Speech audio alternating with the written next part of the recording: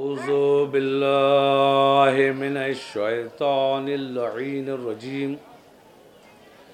बिस्मिल्लाहिर रहमानिर रहीम। अल्हम्दुलिल्लाहिल्लज़ी ला यब्लगु मिदहतहुल क़ाइलून वला युहसी नअमाअहुल आदून वला युअद्दी हक़्क़हुल मुजतहिदून। अल्लज़ी ला युद्रिकुहु बुअदुल हिमम वला यनालहुल गौसुल फितन। अल्लज़ी लैसा लिसिफ़तिही हद्दुन महदूद वला नअतुन मौजूद वला वक़्तुन मादूद वला अजलुन ममदूद। फ़तरल ख़लाइक़ बिक़ुदरतिही वन्नशरर रियाह बिरहमतिही वत्तदा बिस्सुखूरा मैदाना अर्ज़िही।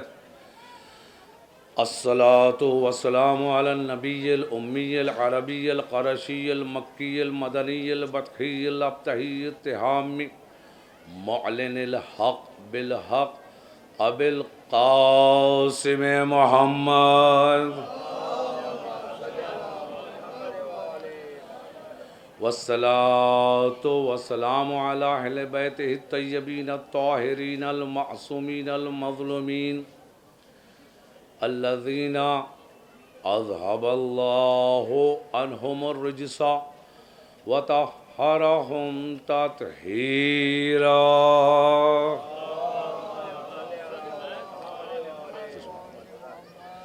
व लानतुद्दाइमतु अला अदाइहिम व क़तलतिहिम व मुनकिरि फ़ज़ाइलिहिम व मसाइबिहिम व अज़मतिहिम व उलूमिहिम व जलालतिहिम व अतशिहिम अजमईन।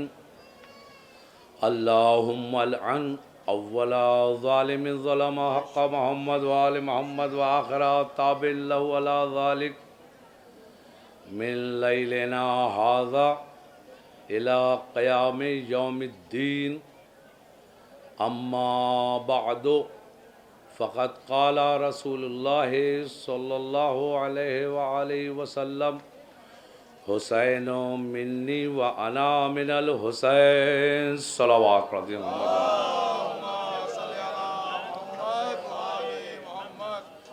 हज़रात मोअज़्ज़िज़ सामीन, रसूल अकरम की जिस मशहूर व मारूफ़ हदीस की तिलावत का शरफ़ हासिल किया, वो इतनी मशहूर है कि जिसके तर्जुमा करने की ज़रूरत नहीं है। इसी हदीस के ज़ैल में इंशाअल्लाह तशक्कुर के साथ इस मजलिस में आपके सामने कुछ चीज़ें बयान करने की सादत हासिल कर रहा हूँ।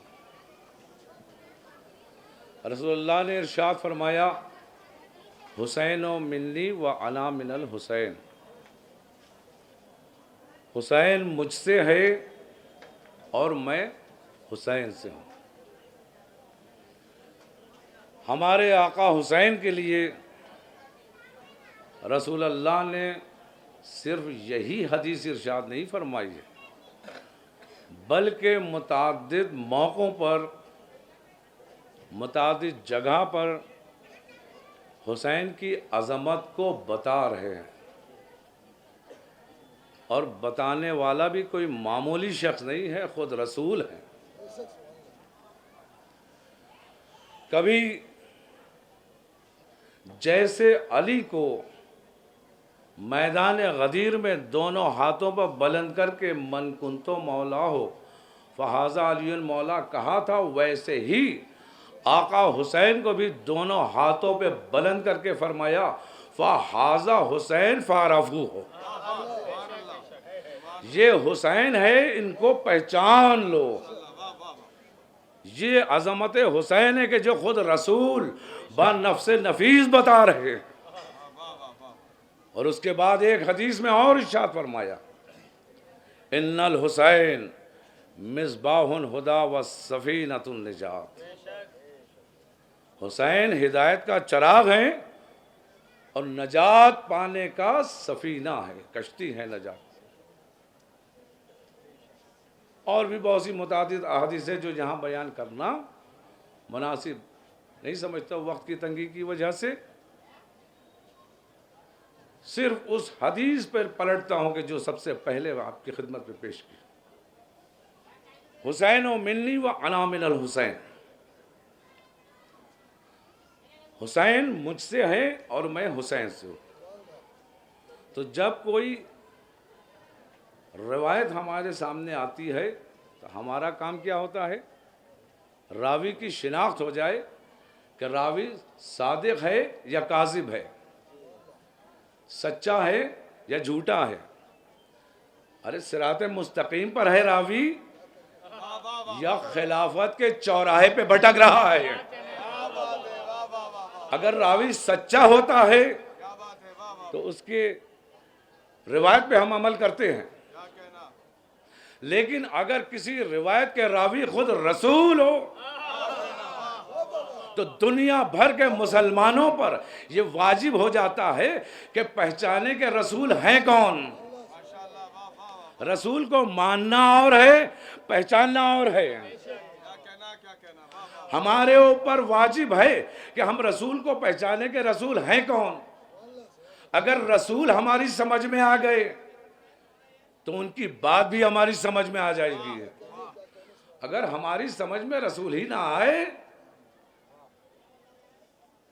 तो हम फिर या नबी सलाम अलैका ही करते रहेंगे। सारे मुसलमानों पे वाजिब है कि रसूल को पहचाने। तो हमने रसूल को पहचानने के लिए जब आलम इस्लाम पे निगाह डाली, उम्मत मोहम्मदी के फ़िरक़े नज़र आए, एक एक फ़िरक़े से पूछना शुरू किया, मोहम्मद कौन है, मोहम्मद कौन है, मोहम्मद कौन है। हर फ़िरक़े वाले ने जितना मोहम्मद उनकी समझ में आए थे, जितनी उनकी अक्ल की गहराई थी, उस हिसाब से बताना शुरू किया। जिसको जितना रसूल समझ में आए उसने वैसे बताना शुरू किया। पहले फ़िरक़े के पास गए, रसूल कौन थे, कहा वो तो मेरे बड़े भाई थे। हम बिस्मिल्लाह ही गलत हो गई। अब हम सेटिस्फाइड नहीं हुए, दूसरे फ़िरक़े वाले के पास गए, कहा बताओ हुजूर कौन थे, कहा वो हमारे ही जैसे बशर थे। अब तीसरे फ़िरक़े के पास पहुंचे कि रसूल कौन थे, तो कहा हम उसकी मेराज के कायल तो हैं, लेकिन जिस्मानी मेराज हमारी समझ में नहीं आती। एक एक फ़िरक़े से पूछा, सही रसूल की तस्वीर नहीं आई। तो हमने ये सोचा कि इख्तिलाफ भी ना हो, रसूल भी हमारी समझ में आ जाए। तो इसके लिए हमने एक तरकीब ढूंढी। तरकीब क्या थी?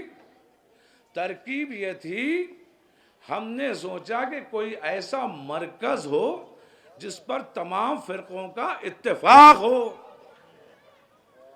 तो ऐसे पुरआशो माहौल में कि जब रसूल को अपने जैसा समझा जा रहा हो, रसूल को अपना बड़ा भाई कह रहे हो, तो ऐसा कोई मरकज़ होना चाहिए कि जिस पर तमाम फ़िरक़ों का इत्तेफाक हो, यानी सारे फ़िरक़े उसको मानते हों और उसके ज़रिए रसूल हमारी समझ में आ जाएं। तो ऐसे माहौल में सिर्फ़ और सिर्फ एक मीज़ान नज़र आई, एक मरकज़ नज़र आया, और उस मरकज़ का नाम था कुरान। अब हमने फैसला किया कि हम कुरान के कहने से रसूल को मानेंगे, हाफिज़ाने कुरान के कहने से नहीं। मोतरिज़ एतराज़ करेगा, मोतरिज़ एतराज़ करेगा, हाफिज़ाने कुरान की तौहीन कर रहे हैं। बेशक हाफिज़ाने कुरान का मर्तबा है, लेकिन उनका मर्तबा है कि जो मारिफत के साथ कुरान की तिलावत करते हैं। असल मारिफत क्या है? असल मारिफत इलाही के बाद मारिफत अहले बैत है। एक सलावत पढ़ दीजिए मोहम्मद वाले मोहम्मद।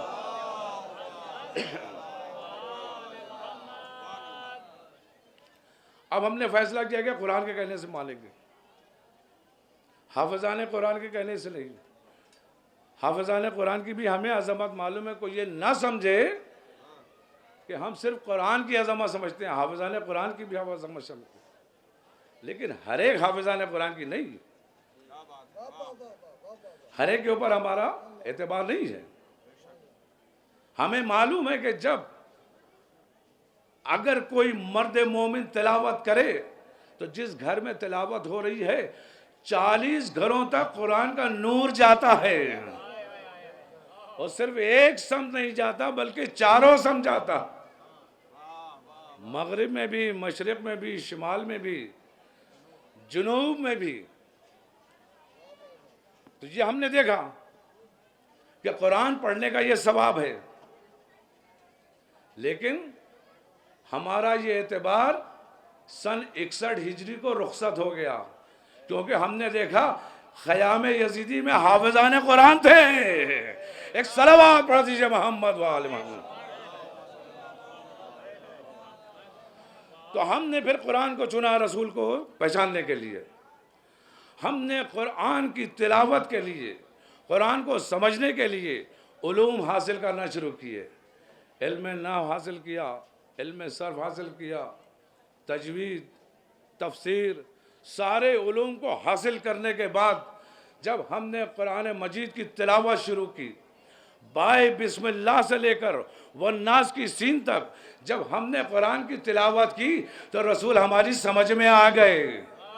क्या शानदार तरीके से हमारा खुदा अपने हबीब को कुरान में पहचानवा रहा है। कभी ताहा के नाम से याद किया, कभी यासीन कहा, कभी मुदब्बिर कहा, कभी मुदब्बिर कहा, कभी मुफक्किर कहा, कभी सैयदुल वसीम कहा, कभी रहमतुल लिल आलमीन कहा, और यही नहीं बल्कि नाम लेकर कहा वमा मोहम्मदुन इल्ला रसूल, मोहम्मद कुछ है ही नहीं सिवाय इसके कि वह खुदा का रसूल है।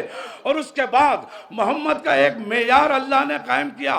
वो मेयार क्या था? सूरह मुज़म्मिल की 3री आयत उठाकर देखिए, अल्लाह ने एक मेयार कायम किया ताकि दूसरे उनको अपना जैसा ना समझने लगे। इरशाद हो रहा है मा यंतिकु अनिल हवा इन हुआ इल्ला वह्युन युहा, ये वो मोहम्मद है जो अपनी हवाए नफसानी की तरफ से कुछ नहीं करता, बल्कि वही करता है जो वही का इशारा होता है। जो अल्लाह की मर्जी होती है वही रसूल करते हैं, जो रसूल की मर्जी है वही अल्लाह करता है।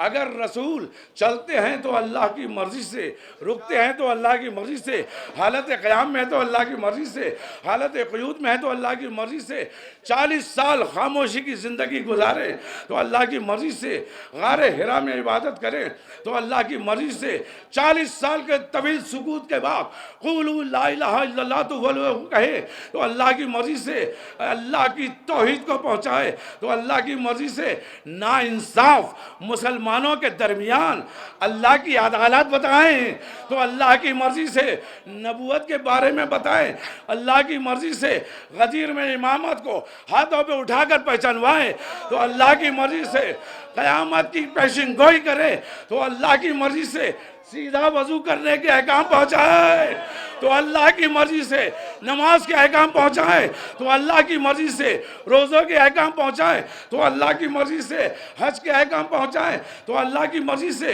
ज़कात और खुम्स के अहकाम पहुँचाए तो अल्लाह की मर्जी से।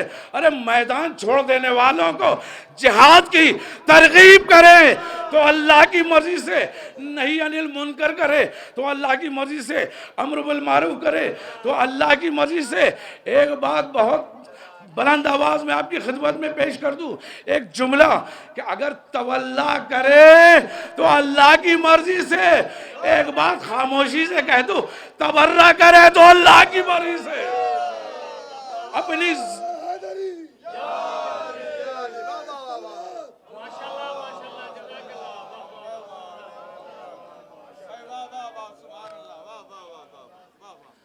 बयासी गज़वात में शिरकत करे तो अल्लाह की मर्जी से, अपनी ज़िंदगी का आखिरी हज करे तो अल्लाह की मर्जी से, ऊँटों की कजाबों का मिंबर बनवाए तो अल्लाह की मर्जी से, अरब के चटियल मैदान में हल्का कराए हुए हाजियों के दरमियान एक तवील तरीन खुतबा दे तो अल्लाह की मर्जी से, अरे अपनी विलायत का मजमे से इकरार लें तो अल्लाह की मर्जी से दोनों हाथों पर अली को उठाकर मन कुन तो मौला हो, हाज़ा अली मौला कहे तो अल्लाह की मर्जी से।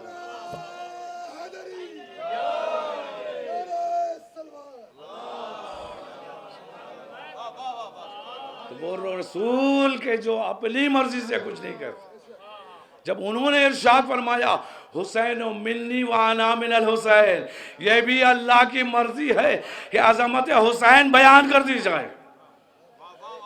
आपने बचपने से हदीस सुनी, हुसैन मिन्नी व अना मिनल हुसैन। गौर तलब बात है इस मुख्तसर तरीन हदीस में, गौर तलब बात कि रसूल अल्लाह ने इस हदीस में लफ्ज़ मिन्नी का इस्तेमाल किया है, लफ्ज़ मिन्ना का इस्तेमाल नहीं किया। ये अरबी है,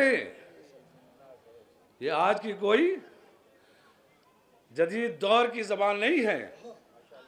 एक एक लफ्ज़ के 70-70 माना होते हैं। हुसैन मिन्नी कहा, लफ्ज़ मिन्नी का इस्तेमाल किया, मिन्ना का इस्तेमाल नहीं किया। मिन्नी के माना और हैं, मिन्ना के माना और हैं।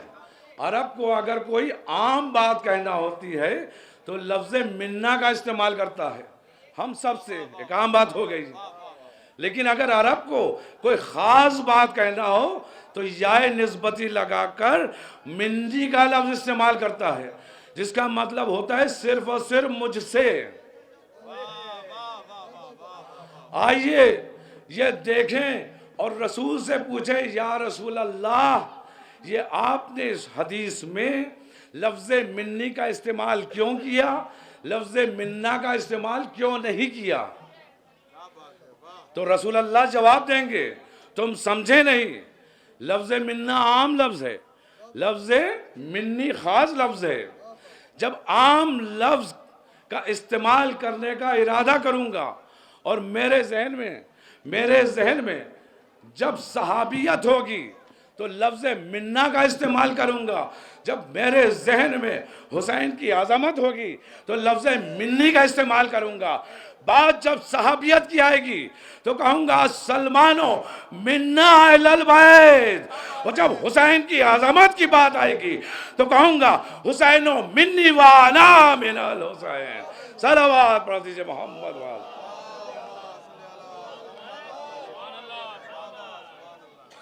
जब हुसैन की विलादत हुई थी, जल्दी जल्दी कुछ मैटर छोड़ते, तो आपने क्या अब तक सुना? आसमान से फरिश्ते दरे सैयदा पर आए, आकर मुबारकबाद पेश की। गौर फरमाया आपने? यहाँ पे गौर तलब बात यह है कि फरिश्ते आसमान पे क्या कर रहे हैं। फरिश्ते आसमान पे क्या कर रहे हैं? किसी भी मुसलमान मौलवी से पूछिए तो वो यही कहेगा इबादत कर रहे हैं। बेशक इबादत कर रहे हैं। उनकी इबादत का अंदाज क्या है? अल्लाह ने इबादत करने का जो तरीक़ा बताया वो 3 तरीक़ों से है। बास को सिर्फ लफ्ज़ अता किए हैं, एक लफ्ज़ दे दिया का इसी का तुम विरत करते रहो, यही तुम्हारी इबादत है, और वो हुक्म है परिंदों को। ये और बात है कि किसी परिंदे को तवल्ला का लफ्ज़ दिया है, किसी को तबर्रा का लफ्ज़ दिया है। ये पहला तरीक़ा इबादत, एक लफ्ज़ दे दिया का इसी का विरत करना है। फरिश्तों की इबादत का अंदाज क्या है? परिंदों से मुख्तलिफ है। उनको एक रुकन मिला है जिसको हुक्म हुआ है कि हालत क़याम में रहो तो हमेशा खड़ा रहेगा।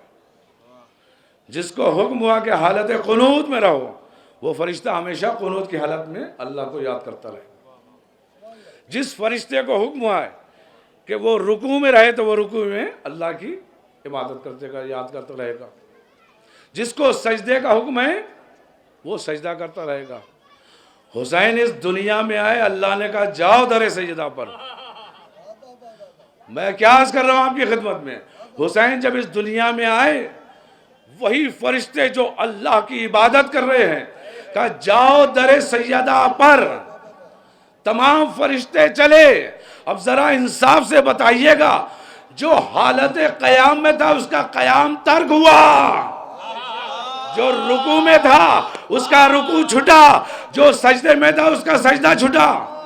मैं कहूंगा ये फरिश्तों, जब अल्लाह ने ये कहा था कि तुम दरे सैयदा पे जाओ, तो कह देते कि हम तेरी ही इबादत कर रहे हैं, कह देते इय्याका नाबुदु व इय्याका नस्तईन। फरिश्ते जवाब देंगे ये बारगाह इलाही है, जर्रे जर्रे का हिसाब होता है, लफ्ज लफ्ज का हिसाब किताब होता है, हर्फ हर्फ का यहाँ हिसाब किताब है। जब अल्लाह कहेगा इबादत करो तो हम इबादत करेंगे, जब इमाम मासूम की विलादत होगी तो तहनीयत पेश करेंगे।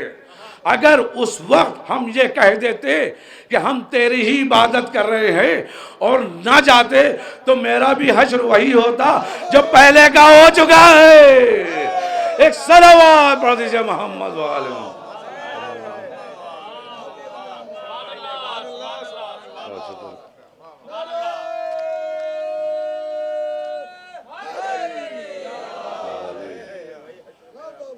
जो पहले का हो गया वो, तो इसका मतलब ये हुआ कि अगर कोई इमाम मासूम की विलादत होती है तो उस मौके पर आसमान से फरिश्ते आते हैं।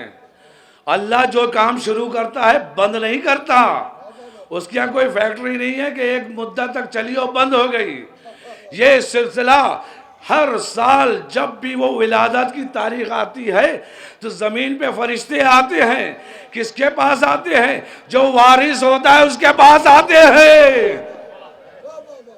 हमारे इमाम सिर्फ हमारे वारिस नहीं है, मलाइका के भी वारिस है।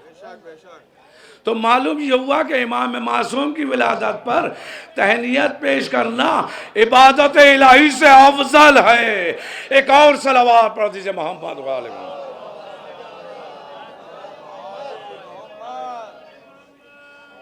अब जब ये फरिश्ते आ रहे थे तो रास्ते में चौथे आसमान पर फितरुस देखा कि फरिश्ते जमीन पे जा रहे हैं। आवाज दी, कहां जा रहे हो? कि आज आका हुसैन की विलादत हुई है, तहनीयत पेश करने जा रहे हैं। बड़ा समझदार था फितरुस, बहुत समझदार था फितरुस। जैसे ही हुसैन का नाम लिया समझ गया कि यही हमारे मसले का हल है। एक ही दर है कि जहां हमारी, कहा मुझे भी साथ लेते चलो। फरिश्ते खामोशी से उसके पास आए और उसको लेकर दरे सैयदा पे पहुंच गए। फितरुस कौन है? एक लम्हे के लिए इताअत इलाही में कोताही हो गई थी तो अल्लाह ने उसके बालों पर सल्ब कर लिए थे। चौथे आसमान पे उसको सजा दी थी, अपनी सजा के दिन काट रहा था चौथे आसमान पे। सब उसकी दिल की ख्वाहिश क्या थी? भाई सभी की जो ख्वाहिश है वही उसकी भी थी, कोई नई ख्वाहिश नहीं थी। जो इस दुनिया में इंसान आता है उसका क्या ख्वाहिश होती है? किसी भी मजहब का हो, किसी भी मिल्लत का हो, एक ही ख्वाहिश होती है कि वो जन्नत चला जाए, स्वर्ग चला जाए। यही उसकी भी थी कि अल्लाह ने सजा दिया तो हम भी।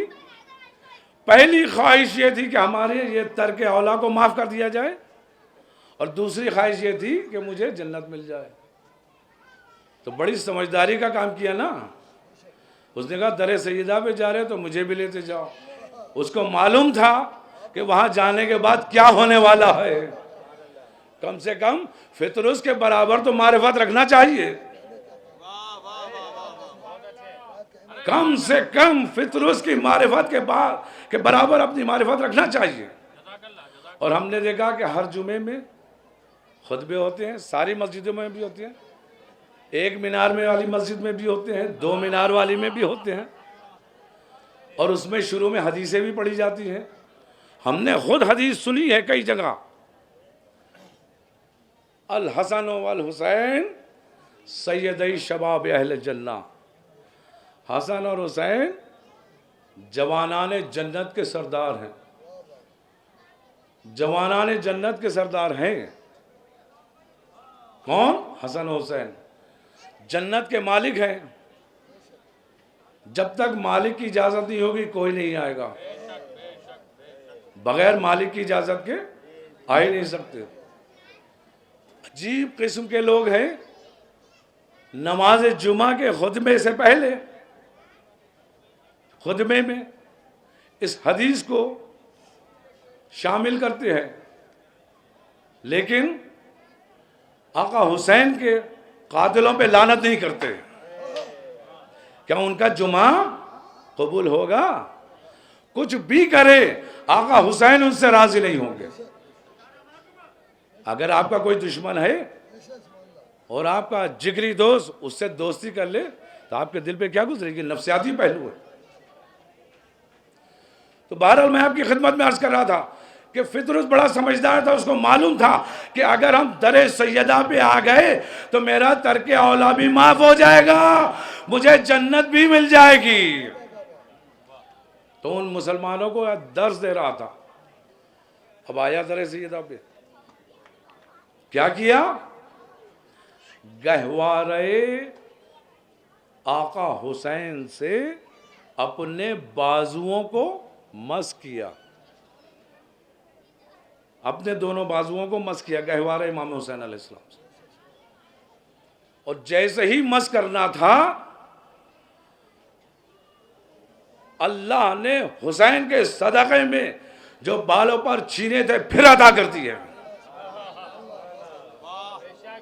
यहां पे रुक के एक बात आपकी खिदमत में अर्ज करना है, और वो बात यह है क्या है फितरुस, जब तुम इमाम हुसैन अलैहिस्सलाम के इतने नजदीक पहुंच गए थे, इतने नजदीक पहुंच गए थे, तो अपने बाजुओं को पाए हुसैन से मस करते मिल जाते। ये गहवारे से क्यों मस कर रहा है? इस गहवारे में क्या रखा है? इस झूले में क्या रखा है? ये तो लकड़ी का बना हुआ है, इसमें क्या रखा है? फितरुस कहेगा ये ना देखो कि गहवारा लकड़ी का है, ये देखो मंसूब किधर है। अब हमारे ऊपर कोई एतराज ना करे कि ये आलम सजते हैं, ये लकड़ी का होता है, ये ताबूत सजते हैं, ये लकड़ी का होता है, ये ताजिए बनाते हैं, ये तीलियों कागज के होते हैं, इनमें क्या रखा है? अरे ये ना देखो कि ये लकड़ी के है, बल्कि ये देखो ये मंसूब किधर है। जवाना ने जन्नत के सरदार के मंसूब है। एक सलावत पढ़ दीजिए मोहम्मद वाले मोहम्मद।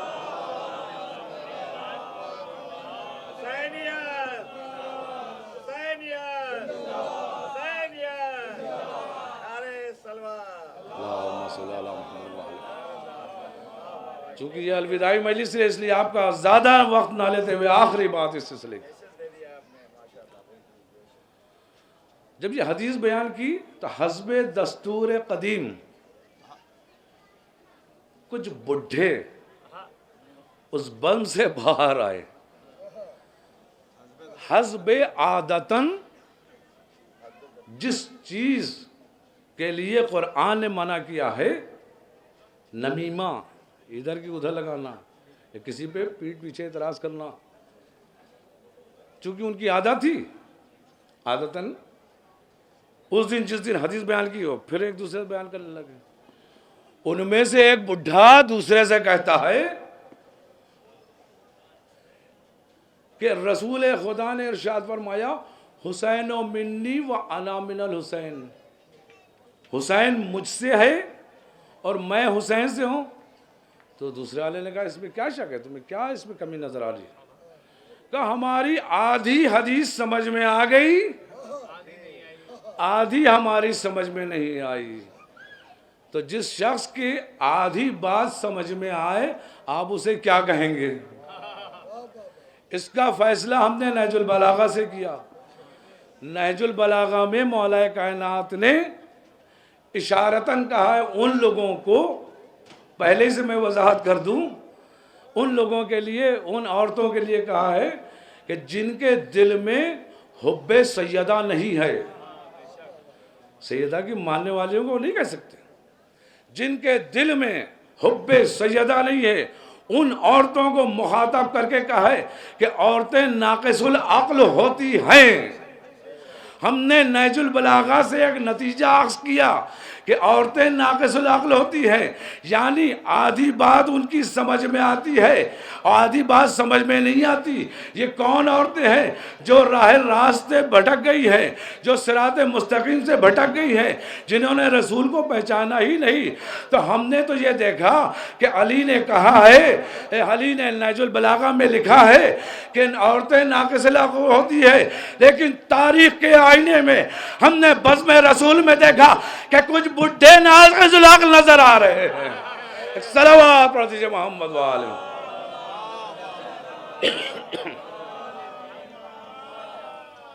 नाक़िसुल अक्ल कहा आधी आधी समझ में आई, आधी आधी समझ में नहीं। कहा क्यों?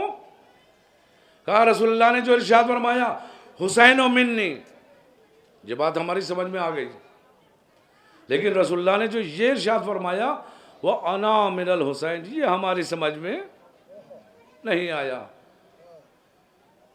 और उसके बाद और वजाहत की कि एक नवासा तो नाना से हो सकता है, लेकिन एक नाना नवासे से कैसे हो सकता है?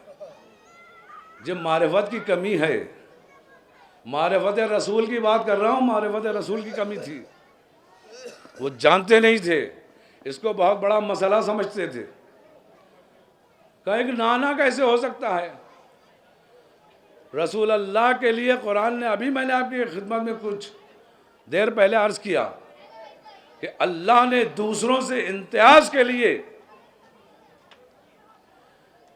एक मीज़ान बता दी, मा यंतिक़ु अनिल हवा। रसूल अब जो भी इरशाद फरमा दें वो हमारे लिए हुज्जत है, पूरी दुनिया वालों के लिए हुज्जत है, जो भी इरशाद फरमा दें।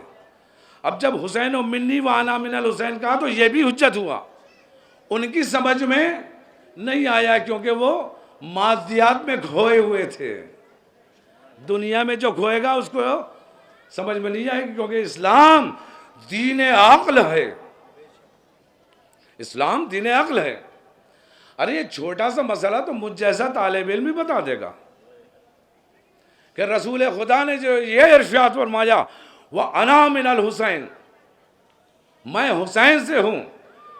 इतनी सी बात को समझने के लिए आपको कुछ नहीं करना है, सिर्फ शजरा रसूल उठाकर देख लीजिए, समझ में आ जाए।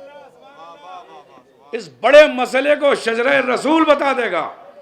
जब शजरा रसूल आप उठाकर देखेंगे तो आप ये देखेंगे कि ये सिलसिला नसब रसूल अल्लाह से ऊपर जाकर जनाब इस्माइल से मिलता है, जो जनाब इब्राहिम के बेटे थे, जिनको अल्लाह ने कुरान में शिया कहा है, सुन्नी नहीं कहा। एक सलावत पढ़ दीजिए मोहम्मद वाले मोहम्मद।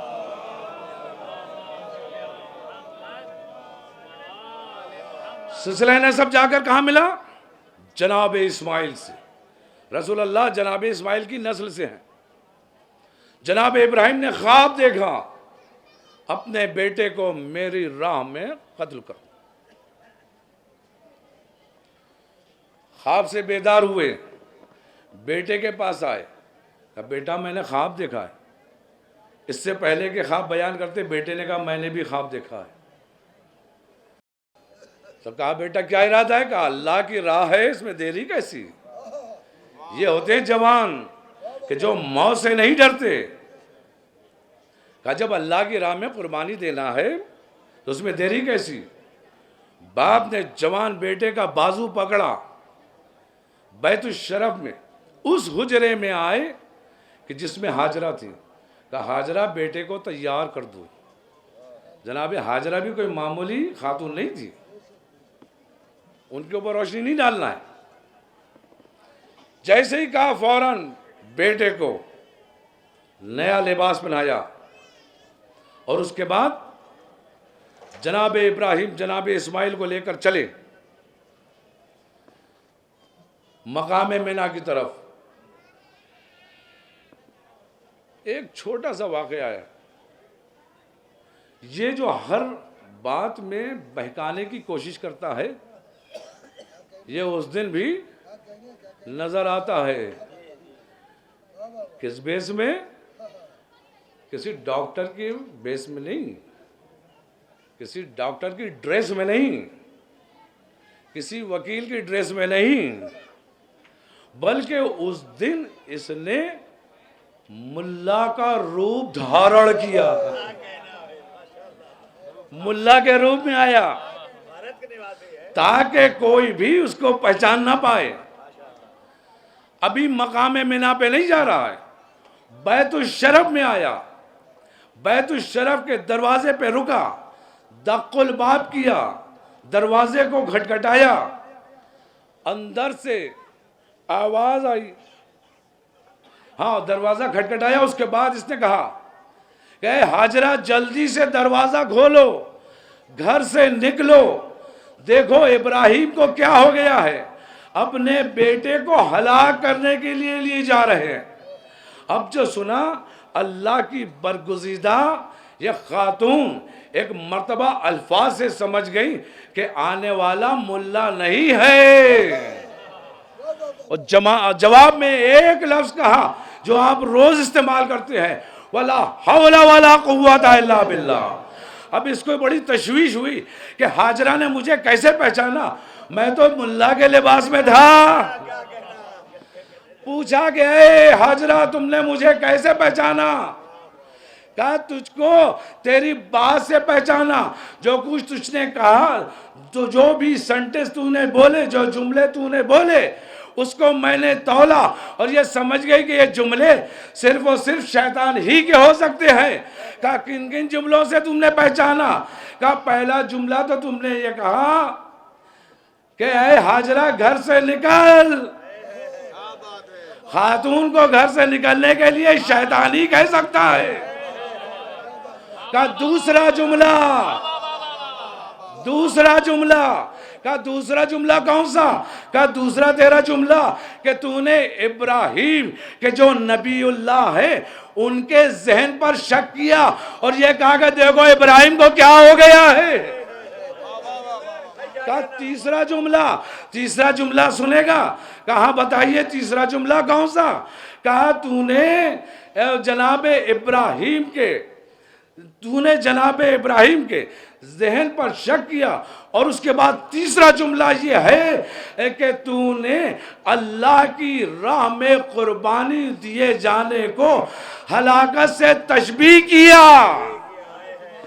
क्या तारीखी फैसला किया जनाब हाजरा ने, और उसके बाद ये आने वाली नस्लों को पैगाम दे दिया कि देखो अगर कोई नबी के जहन पर शक करे, हिज़यान की तोहमत लगाए, तो वो शैतान होता है, चाहे वो बज़्म इब्राहिम का हो या बज़्म रसूल का हो। एक सलावत पढ़ दीजिए मोहम्मद वाले।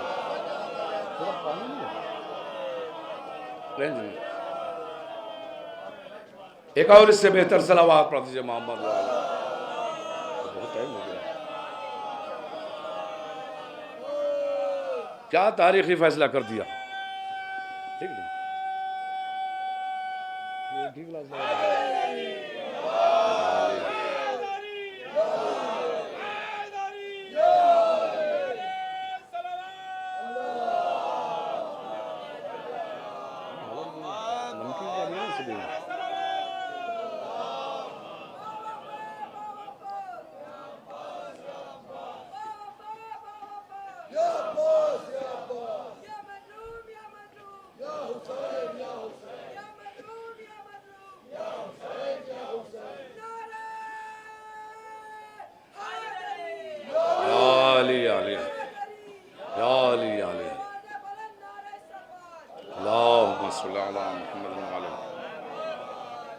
बस सुनिए जवाब। जनाब इब्राहिम जनाब इस्माइल को लिए हुए मकाम मिना पे गए। उसके बाद बूढ़े बाप ने जवान बेटे को पैरों को बांधा, हाथों को बांधा, अपने आंखों पे पट्टी बांधी, हाथ में छुरी ली, अल्लाह की राह में अपने तई छुरी चला दी, आंखों की पट्टी को खोला, अब जो देखा जनाबे इस्माइल खड़े मुस्कुरा रहे हैं, दुम्बा ज़बा पड़ा है। कोई दूसरा बाप होता, कोई दुनिया परस बाप होता, फौरन उठकर अपने बेटे को कलेजे से लगा लेता। लेकिन ये शिया के नाम से याद किया जाने वाला नबीउल्लाह है, जिसने अपनी आंखों को फिर बंद किया। कहा परवरदिगारा क्या मेरी कुर्बानी को कबूल नहीं किया? आवाज आई वह फदे ना हो बेज़िबिन अजीम, हमने तुम्हारे इस फिदिये को एक बड़ी कुर्बानी में तब्दील कर दिया है। तशरीफ सलाम, एक सलावात से इनका इस्तेमाल करें। आइए सरोज भाई, आइए, इजाजत है, इजाजत जब कुछ आए करते वो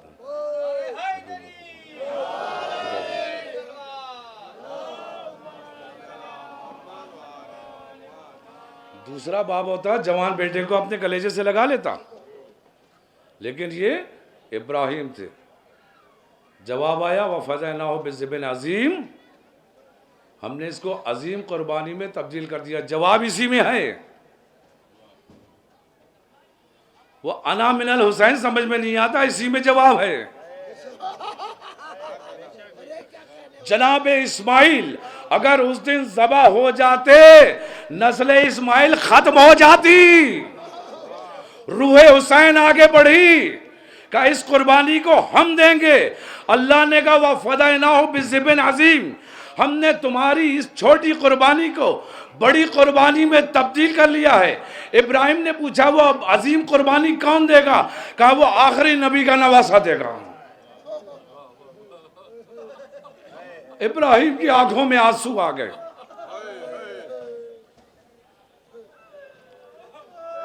अगर उस दिन इस्माइल ज़बा हो जाते, नस्ल इस्माइल वहीं पर रुक जाती, आगे न बढ़ती। नस्ल इस्माइल को बढ़ाना था, क्योंकि रसूल को आना था। इसीलिए हुसैन ने उस छोटी कुर्बानी को अपनी बड़ी कुर्बानी में बदल दिया। यही है वह अना मिनल हुसैन सलावत बर मोहम्मद वाले मोहम्मद। ज़िब अजीम का तस्करा आया, आपकी आंखें नम हो गई। अजीजों ये विदाई मजलिस है, आप अलविदा कहने आए। 4 दिन से आपने मजलिसें समाअत फरमाई। हम अरकाने मज़ार की कमेटी फर्दन फर्दन बच्चे बच्चे का शुक्रिया अदा करते हैं कि जिन्होंने इन मजालिस में शिरकत की। खास कर उनका शुक्रिया अदा करते हैं जिन्होंने सबीलें लगाई, क्योंकि हदीस रसूल है, आइम्मा की हदीस में प्याज की अहमियत के लिए हदीसें मिलती हैं। लोग कहते हैं ये अफजल अमाल है, ये अफजल अमाल है। 5वें इमाम मोहम्मद बाक़र अलैहिस्सलाम इरशाद फरमा रहे हैं, सुनिए अफजल अमाल क्या है। 5वें इमाम का इरशाद है, अफजलुल अमाल इब्रादो कबिदिल हर्रा, सबसे अफजल अमाल किसी को पानी पिलाकर उसके कलेजे के प्यास को ठंडा करना। हम शुक्रिया अदा कर ही नहीं सकते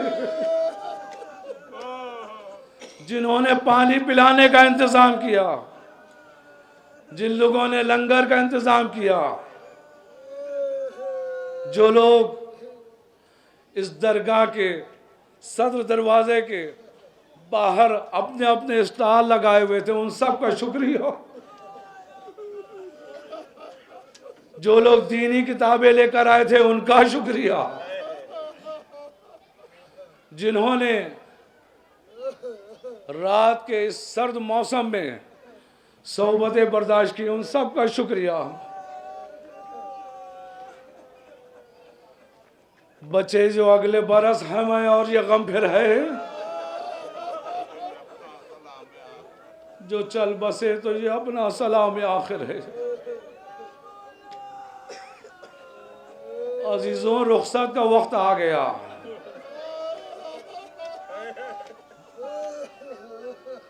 जिन वॉलंटियर्स ने दिन रात मेहनत की, हम उनका शुक्रिया अदा करते हैं। प्रशासन जिसने बड़े बड़े चैलेंज को फेस किया, उन लोगों का शुक्रिया। और पूरा हमारा ताउन किया, हमारी कम्युनिटी का पूरा ताउन किया उनके तहफ़्फ़ुज़ के लिए। उन प्रशासन का भी एक एक फर्द का अलग अलग फर्दन शुक्रिया। मज़ार कमेटी के जितने भी अरकान हैं, ओहदेदारान हैं, उन सब का शुक्रिया। और ख़ासकर उन ज़ाकिरीन और उलमा का शुक्रिया कि जिन्होंने इस मिंबर से हक बयानी से काम लिया, सैयदा के मसाइब बयान किए। अब इसके बाद आप हजरात रुखसत हो जाएंगे, सफ़र पे चले जाएंगे। मुसाफिराने करबला के तसद्दुक में अल्लाह बच्चे बच्चे को हिफाजत से उनके घरों तक पहुंचाए।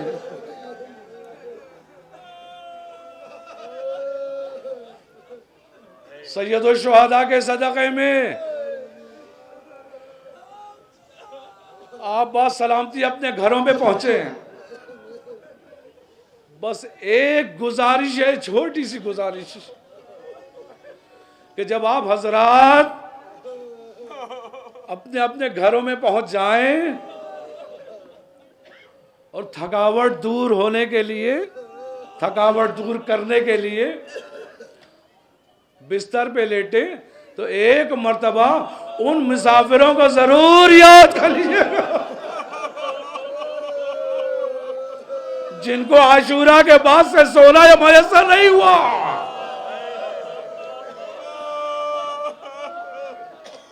अजीजों,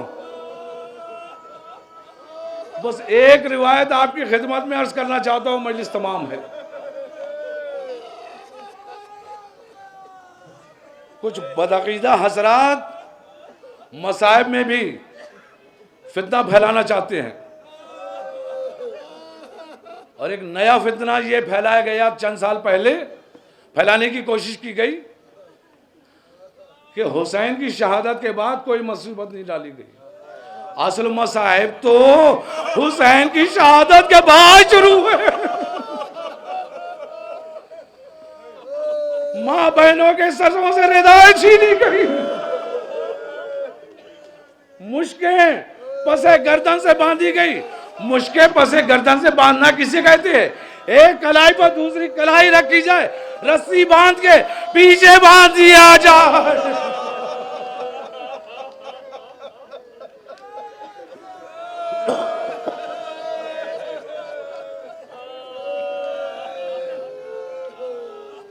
अजीजों, शहादत हुसैन के बाद तबर्रुकात हुसैन लूटने लगे।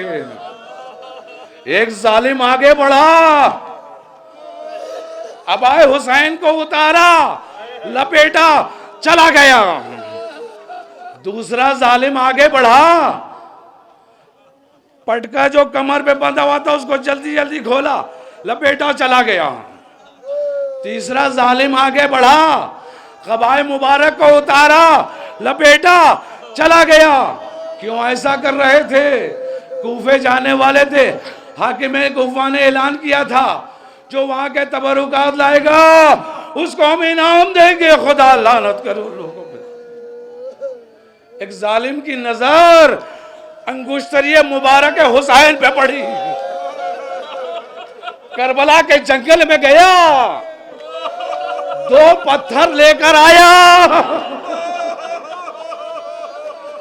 एक पत्थर जमीन पर रखा, आका हुसैन का वो हाथ जिसमें अंगुश्तरी थी पत्थर पे रखा, उसके ऊपर खंजर रखा, दूसरा पत्थर हवा में चला गया।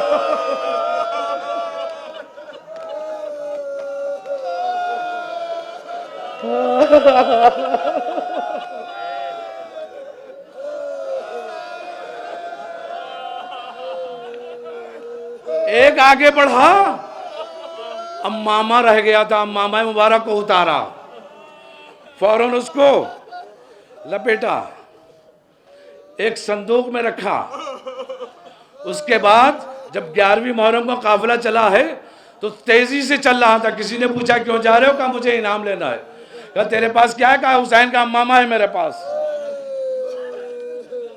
साहिब बिहारुल अनवार लिखते हैं कि जिसने अम्मामा, हजरत का अम्मामा उतारा था, वो आखिर में मजनून हो गया था। बस सिर्फ अम्मामे की ये रिवायत आपकी खिदमत में पेश कर रहा हूं मजलिस तमाम में। क्या हुआ? अम्मामा एक संदूक से में रखा।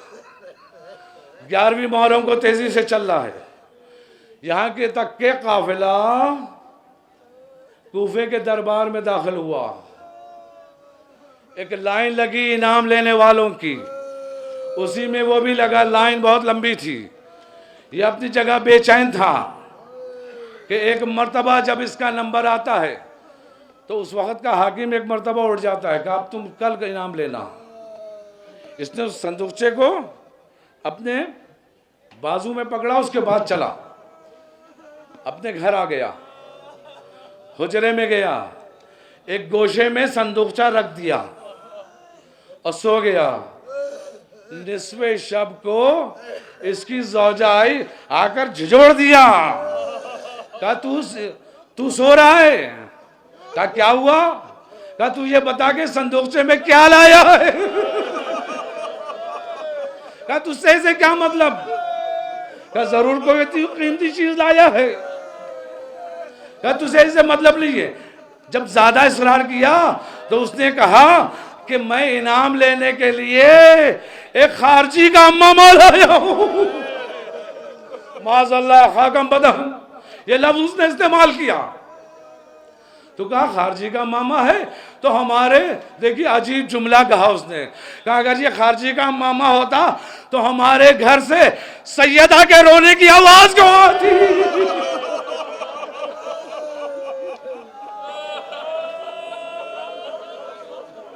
मेरे घर से सैयदा के रोने की आवाज है। सुना, चौंक के उठा, फौरन उस संदूकचे को उठाया, घर से बाहर निकल गया। कहा मुझे इनाम चाहिए, हमने इसको लूटा है तो इनाम भी मुझे मिलना चाहिए। उसके बाद मुअर्रिख लिखता है कि वो लिए हुए कुफे के जंगल में चला गया और उसके बाद वो मजनून हो गया। इतना घूमता रहा, उसका दिमाग काम नहीं कर रहा था, यहाँ तक कि फिन्नार हो गया।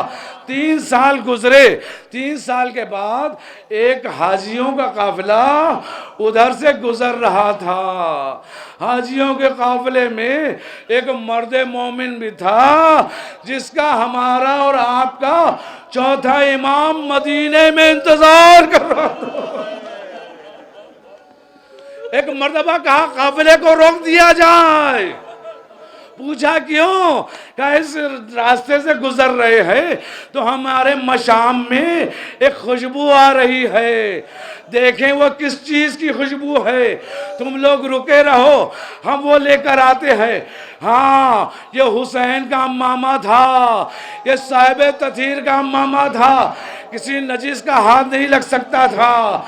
वो मर्द मोमिन आगे बढ़ा, दाखिले जंगल हुआ, खुशबू सूंघता हुआ जैसे ही अम्मामे तक पहुंचा, उस संदूकचे तक पहुंचा, संदूकचे को उठा लिया। उसके बाद काफिले में आकर मिल गया और कहा चलो हम मदीने चलते हैं। ये काफिला फिर चला। जैसे ही मदीने के बाप पर काफिला आया, इस मर्द मोमिन ने देखा हमारा आपका चौथा इमाम किसी को ढूंढ रहा है। एक मर्तबा का मेरे ऊपर नजर पड़ी, मुझ में हटता रहा, इमाम आगे बढ़ते रहे। कहा ये संदूक जा मुझे दे दो, ये संदूकचा मुझे दे दो। एक मर्तबा कहा हमारे पास कोई ज़्यादा सामान नहीं है, ये संदूकचा भी भारी नहीं है, हम ये ज़हमत आपको नहीं देना चाहते, लेकिन कहा कि मैं ये चाहता हूँ कि जब तुम कब्र रसूल पे पहुँचो तो यहाँ से लेके वहाँ तक ये संदूकचा मेरे हाथों पे रहे। जैसे ही इमाम ने इसरार किया, उसने फौरन इमाम के हवाले कर दिया। अब उस मर्द मोमिन का हाल सुनिए कि उसने क्या बयान किया। मर्द मोमिन ने कहा कि मैंने रास्ते भर देखा, बाबे मदीना से लेकर कब्र रसूल तक देखा कि हमारा और आपका चौथा इमाम कभी संदूकचे को सर पे रखता है, कभी आंखों से लगाता है, कभी चूमता है, कभी सीने से लगाता है। इसने कहा मैं हैरत में था, मुझे नहीं मालूम था कौन सी चीज है। जैसे ही कब्र रसूल पे पहुंचे, मर्द मोमिन ने इमाम का हाथ पकड़ा, कब्र रसूल पे रखा, कहा इस कब्र की कसम है आप बताइए कि संदूकचे के अंदर क्या है। कहा तुम्हें नहीं मालूम, मेरे बाबा का अम्मा बाबा।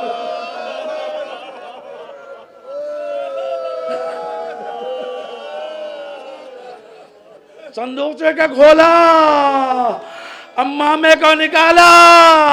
अब जो अम्मामे की पर्दे खोली, कहीं तलवार के निशान, कहीं तीरों के सुराग, कहीं खून हुसैन। चौथे इमाम के हवाले किया, चौथे इमाम के हवाले किया और उसके बाद कहा कि मैं इसको आपके सर मुबारक पे रखना चाहता हूँ। चौथे इमाम के सर पे रखा। इमाम कब्र रसूल से उठे, बैतुल शरफ में जैसे ही सहने खाना में पैर रखा, अरे एक मर्तबा खून हुसैन की खुशबू फैलती रही। ज़ैनब के मशाम में गई, मुसल्ले को छोड़ा। लैला के मशाम में गई, मुसल्ले को छोड़ा। तमाम बीवियां मुसल्ले को छोड़कर सैयद सज्जाद की जानिब आई, चारों तरफ से घेर लिया और उसके बाद गिरिया शुरू हुआ। अजीजों, जब किसी का बाप मौलाना हो, आयतुल्ला हो और वो इस दुनिया से गुजर जाए, तो जब उसका मामा उसके बड़े बेटे के सर पे रखा जाता है और वो पहली मर्तबा घर आता है, घर की बीबियां चारों तरफ से घेर लेती है, माए बहनें चारों तरफ से घेर लेती है। उसको देखकर बाप याद आने लगता है, बेटियां पछाड़े खाने लगती है। जब हुसैन का मामा चौथे इमाम के सर पे देखा, ज़ैनब उम्मे कुलसूम मुस्तरिब हुई, गिरिया शुरू हुआ। एक मर्तबा ज़ैनब ने कुछ तहम्मुल करके गए, सैयद सज्जाद बस आखिरी जुमले मजलिस तमाम है, कहे सैयद सज्जाद कुछ देर के लिए अम्मामा मुझे दे दो। सैयद सज्जाद से अम्मामे को लिया, बीबियों से कहा मेरे साथ चलो। कब्र रसूल पे आई, हुसैन का अम्मामा एक मर्तबा हाथों पे रख के देखा, कब्र रसूल को देखा और उसके बाद आगे बढ़कर अम्मामा हुसैन को कब्र रसूल पे रखना चाहा। कब्र से आवाज आई, ए ज़ैनब, इस अम्मामे में खून हुसैन है, इसको कब्र पे ना रखना, ज़लज़ला आ जाएगा। ज़ैनब ने आंखों में आंसू भरकर कहा, ए नाना, 30 साल गुजरने के बाद अगर ये अम्मामा आपके कब्र पे रखो तो ज़लज़ला आ जाए। ए नाना सोचिए, जब मेरा भैया, जब मेरा मौजाया अरे कत्ल किया जा रहा था, उस वक्त मेरे दिल पे क्या गुजरी।